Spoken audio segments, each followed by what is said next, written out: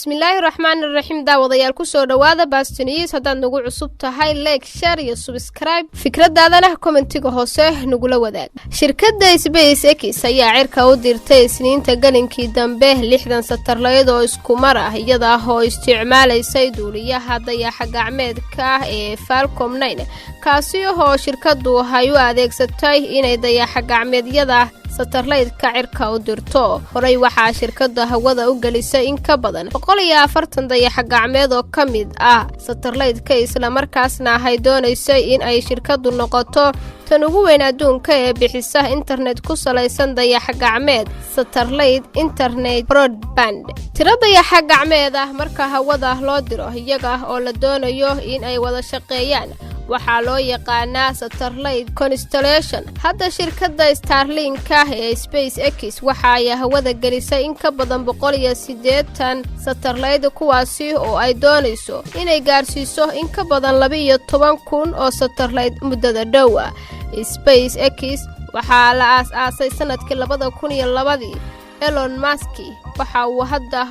Musk waxa hadda u shaqeeya in ka badan 7,000 oo shaqaale waxayna degan tahay California waana shirkadda kaliya ee si khaas ah loo leeyahay ee dayaxa gacmeedyada cirka u dirta arrimaha ku saabsan in la helo internet ka yimaada dayaxa gacmeedyo ayaa mid hadda tartan badani loogu jiro iyada oo la rumaysan yahay inay tahay habka kaliya ee lagu gaarsiin karo internetka caalamka oo dhan ama qof walba iyo waliba meel kasta oo adduunka kamid ah haddaba waxa jira dhowr shirkadood iyagu hawada u diray dayaxa gacmeedyo tira ah iyo kuwa hadda doonaya inay hawada geliyaan kuwooda waxaana kamid shirkadaha kale ee aan hadda xusi karno Planet Labs oo hawada gelisay 150 satellite ahna shirkad laga leeyahay dalka Mareykanka halka sidoo kale shirkad kale oo laga leeyahay dalka Ingiriiska lana dhaho OneWeb in ay doonayso iyaduna in ay hawada sanadkan u dirto in ka badan 650 satellite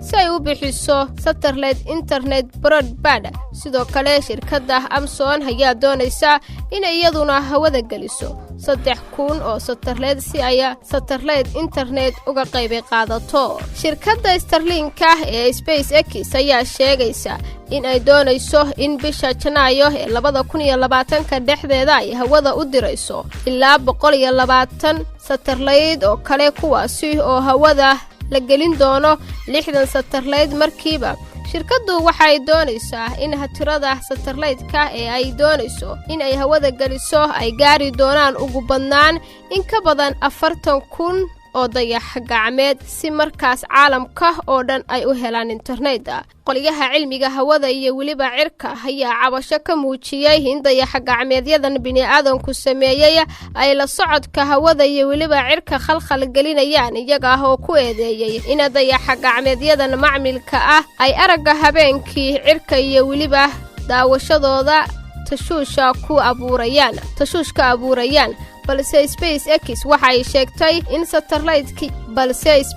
waxay sheegtay in satellite-yada ay dirayso aysana wax badan muuqanaynin mar haddii ay gaaraan meeshii loogu talagalay inay wareegaan haddaba daawada ogow si internetka dayaxa gacmeedka ka imaanaya meel kasta loo gaarsiiyo ama loo isticmaalo waxa loo baahan yahay in la helo qalab soo gudbiya internetka oo dhulka meelo badan oo kamid ah lagu rakibo sida taalooyin iyo waliba hantoonooyin qofka dhulka jooga u soo gudbiya internetka iyo wixii lamida SpaceX waxay sheegaysaa in ay sanadkan dhexdiisa bilaabi doonto in meelo kala duwan oo caalamka ah internetka ka imaanaya dayaxa gacmeedyadeeda la isticmaali doono SpaceX waxay qandaraasyo ballaaran oo ku kacaya bilyaneero dollars ka haysataa dawladda Mareykanka hay'adda u qaabilsan dayaxa gacmeedyada ee NASA iyada oo cirka u dirta satellite-ka ay dawladda Mareykanka hawada geliso iyo waliba adeegyada dayaxa gacmeedka caalamiga ah